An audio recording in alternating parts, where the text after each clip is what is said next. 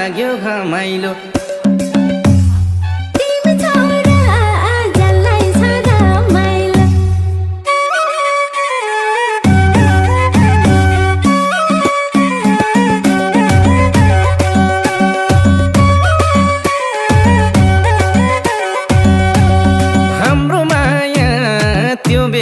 खास हुन्छ आज बेलुका